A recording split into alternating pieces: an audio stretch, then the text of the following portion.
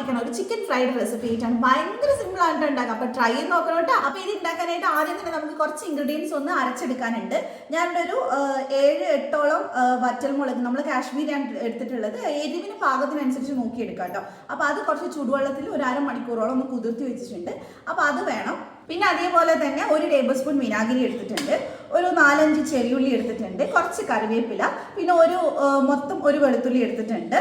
അപ്പോൾ ഇതെല്ലാം കൂടി നമുക്കൊന്ന് അരച്ചെടുക്കണം. പച്ചമുളക് നമുക്ക് ഫ്രൈ ചെയ്യാനുള്ളതാണ് കേട്ടോ. അപ്പോൾ ഇതിപ്പോൾ ആവശ്യമില്ല. അപ്പോൾ നമ്മൾ മുളകും ചെറിയുള്ളിയൊക്കെ അരച്ചതിൻ്റെ മിക്സ് നമ്മളൊരു ബൗളിലേക്ക് ഇട്ട് കൊടുക്കുകയാണ്. അതിനകത്തോട്ട് കുറച്ച് മഞ്ഞൾപ്പൊടി ചേർത്ത് കൊടുക്കുക.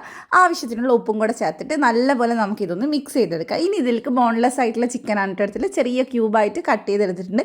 ഏകദേശം ഒരു 300-350 ഗ്രാം ചിക്കൻ അത്രേ ഉണ്ടാവുള്ളൂ. അപ്പോൾ എല്ലാം കൂടി നന്നായിട്ട് മിക്സ് ചെയ്യുക. ഇനി നമുക്ക് വേണ്ടത് അരിപ്പൊടിയാണ്. പുട്ടുപൊടിയാണെങ്കിൽ ഏറ്റവും നല്ലത് അതാണ് കേട്ടോ. അപ്പോൾ അതൊന്നും കൂടെ ചേർത്തിട്ട് ഏകദേശം 2 ടേബിൾ സ്പൂൺ അത്രയേ വേണ്ടുള്ളൂ. അതുകൂടെ ചേർത്തിട്ട് നന്നായിട്ട് മിക്സ് ചെയ്യുക. ഇനി നമുക്ക് ഇതിനകത്തോട്ട് ഒരു കോഴിമുട്ടയുടെ വെള്ളയും കൂടെ ചേർത്ത് കൊടുക്കുക. അപ്പോൾ നന്നായിട്ട് ആ മസാലയൊക്കെ അതിലേക്ക് പിടിച്ചിരിക്കും. ഇനി ഒരു അരമണിക്കൂർ മിനിമം ഇത് മാറ്റി വയ്ക്കുക. അതിനുശേഷം നമുക്കിത് വെളിച്ചെണ്ണയിലിട്ട് ഫ്രൈ ചെയ്തെടുക്കാം. ഒരു മീഡിയം ഹൈ ഫ്ലെയിമിൽ ഏകദേശം ഒരു 10 മിനിറ്റോളം ഫ്രൈ ചെയ്താൽ മതി, തിരിച്ചു മറിച്ചു വിട്ടിട്ട്. ഇത് ഞാനൊരു സ്ഥലത്ത് കണ്ടിട്ട് ട്രൈ ചെയ്ത് നോക്കിയ റെസിപ്പിയാണ് കേട്ടോ. സംഭവം അടിപൊളിയാണ്. ചുമ്മാ ഇരുന്ന് കഴിക്കാൻ തന്നെ നല്ല ടേസ്റ്റാണ് കേട്ടോ. അപ്പോൾ നിങ്ങൾക്കും ഇഷ്ടമാവും. അപ്പം തന്നെ മറിച്ചിടരുത്, കുറച്ചൊന്ന് സമയം എടുത്തിട്ട് വേണം മറിച്ചിടാൻ, ഇല്ല മസാലയൊക്കെ എണ്ണയിലേക്ക് പോവും. അപ്പോൾ അതേ നല്ല മുരുമുരാന്ന് ഫ്രൈ ആക്കിയിട്ടുണ്ട്. അതിനുശേഷം കുറച്ച് കറിവേപ്പില, ഒരു പച്ചമുളകും കൂടി അതിനകത്തിട്ടിട്ട് ഒന്ന് വറുത്തെടുക്കുക. അപ്പോൾ നല്ലൊരു മണം ഉണ്ടാവും ചിക്കൻ ഫ്രൈ കഴിക്കുന്ന സമയത്ത്. അപ്പോൾ നമുക്കിനി ഇതെടുത്ത് മാറ്റാം. ഇത്രയും ഫ്രൈ ആവേണ്ട, കുറച്ചുകൂടെ സോഫ്റ്റ് ആവണമെങ്കിൽ അതിനനുസരിച്ച് എടുത്താൽ മതി കേട്ടോ.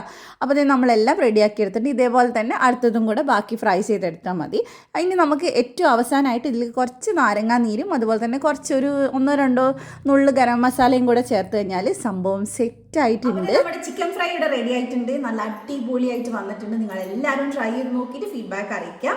അപ്പോൾ നമ്മുടെ ചിക്കൻ ഫ്രൈ ട്രൈ ചെയ്തിട്ട് ഫീഡ്ബാക്ക് അറിയിക്കാൻ മറക്കണ്ട. ഇതുപോലെ നല്ല കിടിലൻ റെസിപ്പീസ് ഇനിയും കിട്ടാനായിട്ട് ധ്യാൻസ് കണ്ണൂർ കിച്ചൻ ഫോളോ ചെയ്യണേ. അപ്പോൾ ബൈ.